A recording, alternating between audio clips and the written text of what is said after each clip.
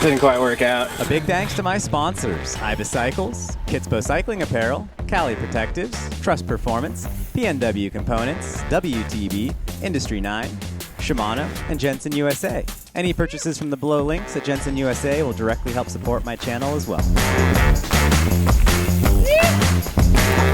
This video was originally inspired by Richard Cunningham's review on Pinkbike of the new Maya version 2. Now, I looked around on the internet for a few minutes to see if anyone documented the changes between the older Maya and the newer one, and I saw a few articles, but I didn't see any videos where someone was comparing the two back and forth.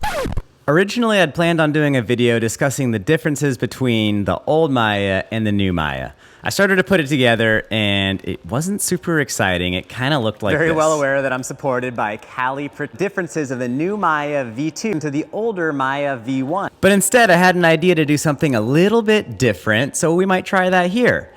Cali Protective started supporting me in maybe late 2013, early 2014, and then this video here down in Santa Barbara, California, was the original launch video for the Maya helmet. This right here is the helmet I wore in that launch video.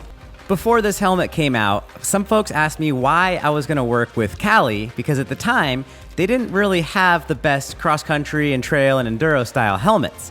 However, the Maya was a big change and it really brought them into the forefront of the helmet marketplace.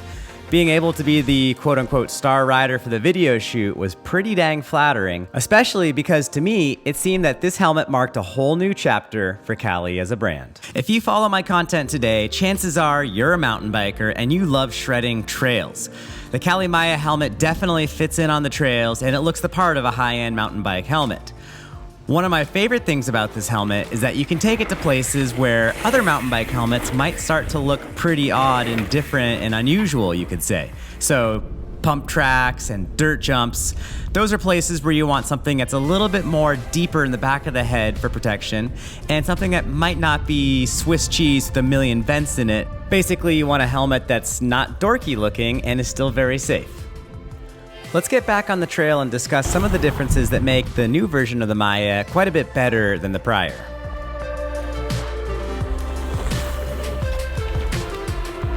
The Maya still retails for $100. I think that's a great deal for a helmet, especially one that honestly I feel is this good. One thing that not a lot of folks will tell you is that these helmets have a lifetime crash replacement policy. I know what you're thinking, lifetime crash replacement, I can buy one at a discounted price if I break it, right? No, this is kind of a different deal. So, I'm not sure if I have all the details fully correct, but I believe this is the case. If you crash and break this helmet, Cali will give you a new one for free. Now that's super cool.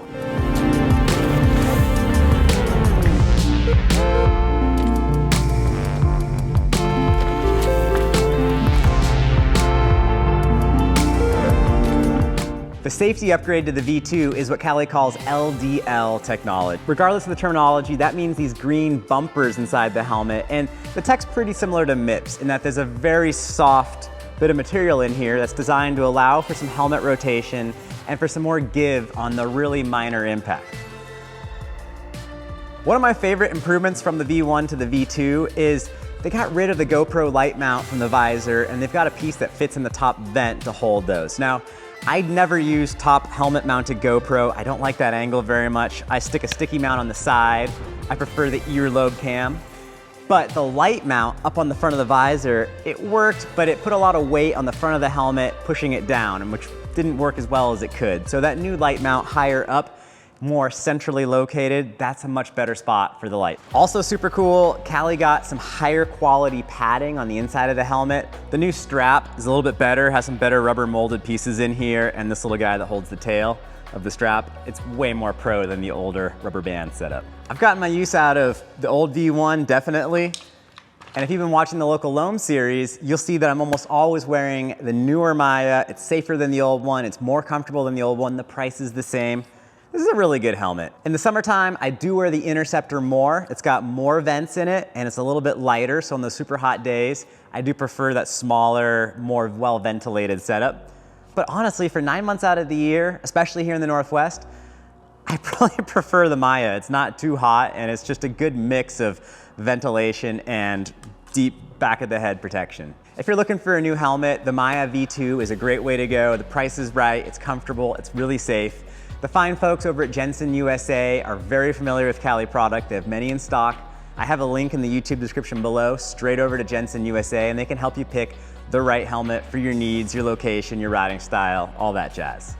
Let me know in the comments below, what kind of helmet are you currently riding and how do you like it? Would you recommend it to the rest of our community here on my YouTube channel? That'd be super cool. If you guys like this video, click that subscribe button. It's been fun talking about bikes, and I'll see you guys around. Cheers. Kind of hurt if you don't make it all the way. That counts, sorta.